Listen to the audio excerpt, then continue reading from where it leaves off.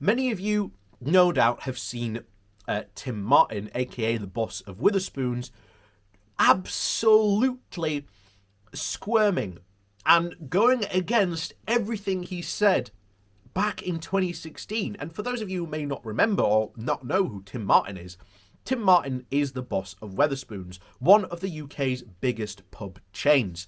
And Martin, back in 2016, was one of the biggest advocates, or at least one of the only, shall we say, business people out there who was advocating for Brexit. He was saying everything from the Brexit playbook you can think of.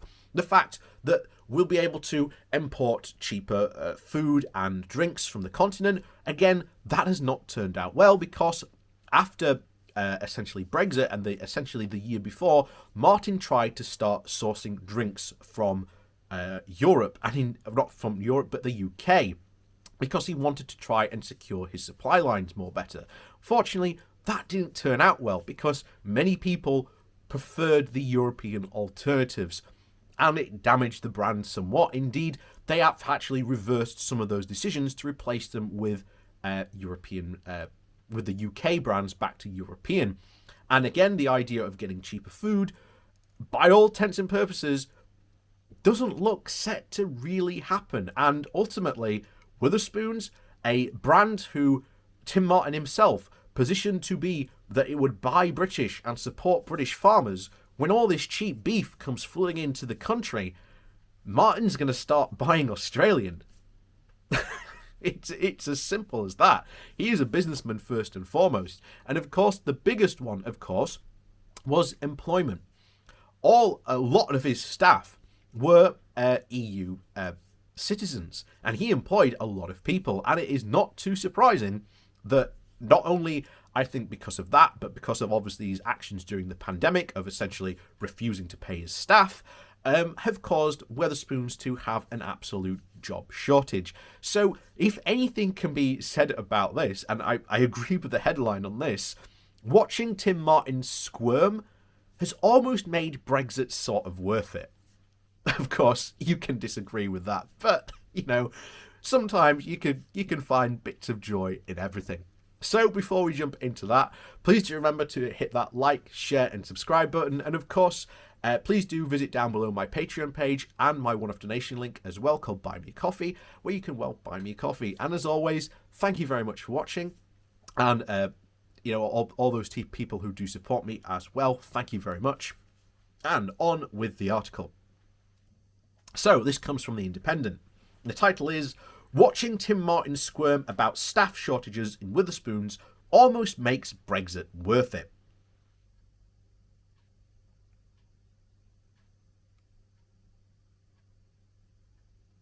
So Tim Martin, the Wetherspoons man who backed the Brexit campaign, has complained that we need a, quote, more liberal immigration system, as he can't get the staff to work in his pubs because of Brexit. It almost makes the chaos of the past 5 years worth it. Next, he should go to Romania and cry, "Please come back. I know I treated you bad, but I can change. This time it will be different. I promise. I need you. I know you can't serve a free pint with a chicken tikka masala on Tuesday curry night without you. Please." Then Nigel Farage will make a speech that starts, "This is the trouble with those damn immigrants. They go back over there and they're not doing our jobs." And he'll make a film at which he stands at Dover, pointing at foreigners on ships, yelling, "There's another lot, all leaving for Spain and Italy with a disgrace. And the government needs to be much firmer in patrolling our borders and tell them they're not allowed to go, because we need them back here.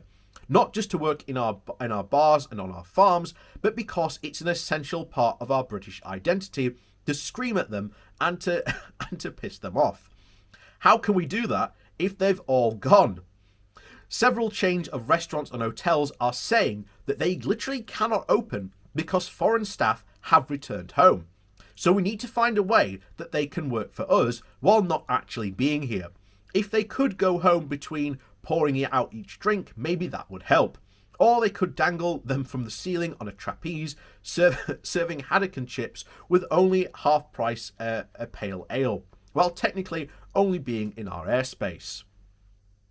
During the referendum campaign, Tim Martin said that the people who warned this would happen were the doomsters. But to be fair to him, who could have possibly have known in advance that getting rid of 188,000 people from abroad who did jobs here would leave us with a workforce that was 188,000 short? How could he have known that if the people who serve the coffees and pick the strawberries all leave, there would be no one to serve the coffees and pick the strawberries? Once again, it's all very easy with hindsight. 2/3 of this year's daffodil crop has gone rotten because there weren't enough pickers, with one daffodil trader saying, "We can't harvest them, we don't have enough pickers, we're losing hundreds of thousands of pounds." In a way, this proves the success of Brexit, because one of the main causes of Brexit was the madness of EU regulations, and one of the craziest regulations was that when flowers or vegetables were grown, they were picked and used. But now at least we've left the EU, so we're free to make up our own rules, such as growing stuff and then leaving them to be eaten by maggots. The extra problem for the daffodil industry, apparently, is that our new sensible rules state that farmers are allowed to bring in seasonal workers, but only for edible crops. So the easy way around this, if we want flowers to be picked, is we all have to start eating daffodils. The problem for daffodils is that they haven't managed to get the same PR as fish. People who had never given a thought to fish spent much of the past year screaming about that the Austrians are stealing our white bait. So if the daffodil people could get the right campaign behind them, politicians would soon be yelling about the historic goal of our daffodils and the criminal neglect of seeding our daffodils unpicked. Then we'd have to send the gunboats to attack the French and kidnap them to come and pick our daffodils.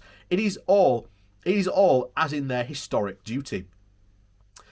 What all this proves is how important it is to keep down the numbers of people in our country. Because we're a tiny island, and if too many of them come here, we'll have to share everything out, and then we'll get poorer. This is why the most productive way to run an economy is to get rid of as many people as possible in the economy. And the less people we get, the richer we get. And that's why the wealthiest area in the world is the South Pole. And the wealthiest people were Captain Scott's crew, with no one around for thousands of miles, leaving them to shiver in constant luxury. There were even the richer after Captain Otis left, and oh dear, that's quite funny. But this is the case. This is the madness we've got to in our country.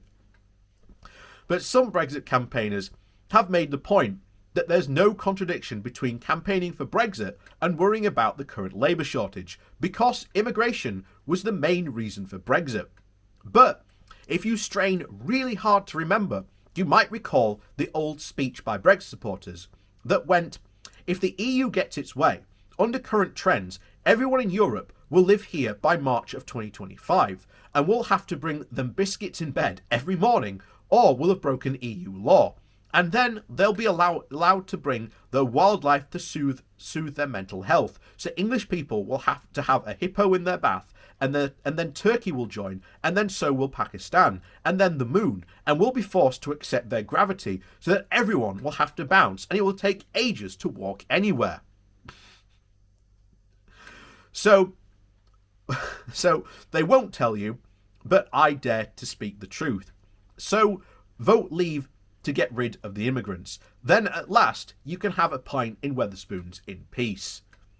And that has been the absolute comedy of errors we've seen just in the past 2 days since Tim Martin came out and said this. It's been absolutely fantastic to watch this guy squirm. When we said, hey, if you want to do this, then you're going to lose a substantial amount of your workforce. We said this would happen. Just like Tim Martin said that we were doomsayers, and oh look, it's starting to happen. And bear in mind, there are a number of other reasons that this has happened. But, of course, the Brexiteers did not want to address the core reasons for why this was happening. Most of it was essentially rampant capitalism, the greed of people like Tim Martin.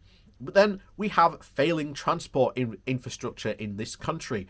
Our not enough transport infrastructure in this country that's causing huge problems. Next, very stagnant pay and 0-hour contracts that were exploiting hundreds of thousands of people in this country.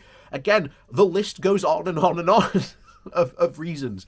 And again, those were not problems caused by the EU. These were problems caused by our own government. And the fantastic thing is that they no longer can try and blame the EU for it. And sooner or later, that blame is going to come back, and then we can finally actually have a rational conversation about saying, maybe joining the EU is not such a bad idea. So, as always, thank you for watching. Please do remember to hit that like, share and subscribe button on your way out. And of course, down below there is a link to my Patreon page and a one-off donation link called Buy Me Coffee, where you can always buy me coffee. And as always, we'll see you all next time.